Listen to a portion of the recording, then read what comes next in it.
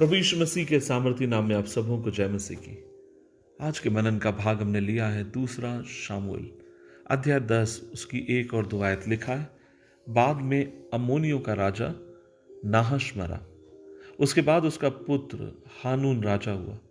दाऊद ने कहा, नाहश ने मेरे प्रति कृपालु रहा, इसलिए मैं उसके पुत्र हनून के प्रति कृपालु रहूंगा।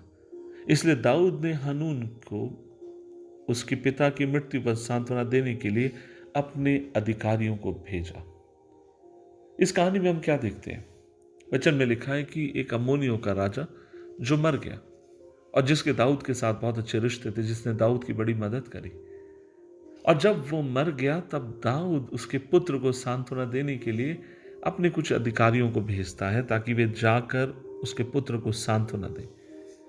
लेकिन उसके बदले हम देखते हैं उसके पुत्रों ने क्या किया। जिन अधिकारियों को राजा दाऊद ने भेजा, उसके पुत्र ने उन अधिकारियों का अपमान किया, उनके साथ अशोभनीय व्यवहार किया, और उसके बदले हम देखते हैं बहुत बड़ा युद्ध वहां पर छिड़ जाता है अम्मोनियों और दाऊद के बीच में। यह कहानी हमें क्या बताती है? यह कहानी आपसे मुझे बताती है कि जीवन में कई बार इस तरीके की बातें होती हैं।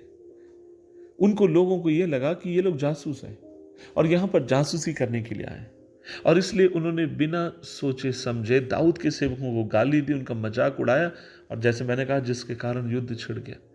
एक चीज मैं आपसे कहना चाहता हूं, हमने भी संभवतः कई बार ऐसा किया है। हालांकि शुक्र हो इस बात से लड़ाई नहीं हुई होगी, लेकिन हो सकता है कि हमारे पास जो सूचना पहुंची, किसी ने हमसे कुछ कहा और हमने उस बात के ऊपर तुरंत विश्वास कर लिया।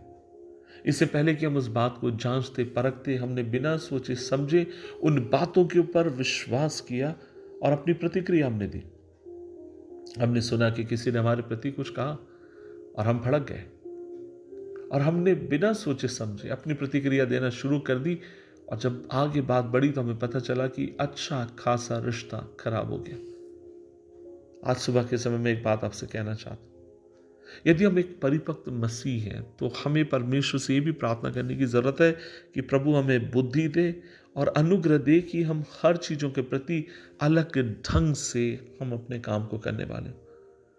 पवित्र शास्त्र में ऐसे अनगिनत अंश आपको मुझे मिलते हैं जहां पर परमेश्वर के अतुल्य ज्ञान को आप और में पा सकते हैं और बुद्धिमानी के साथ उन बातों को हम कर सकते हैं।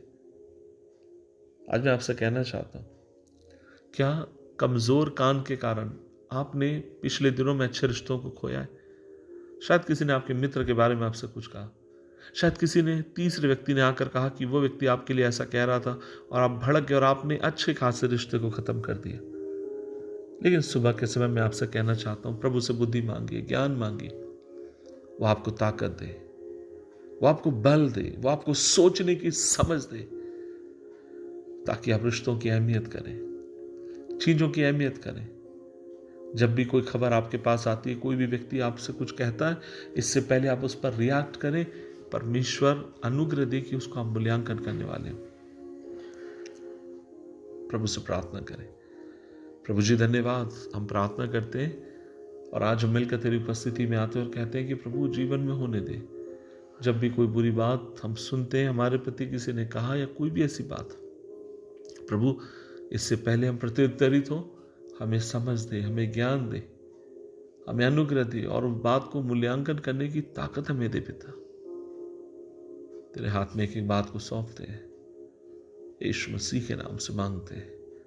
आमीन, आमीन, आमीन।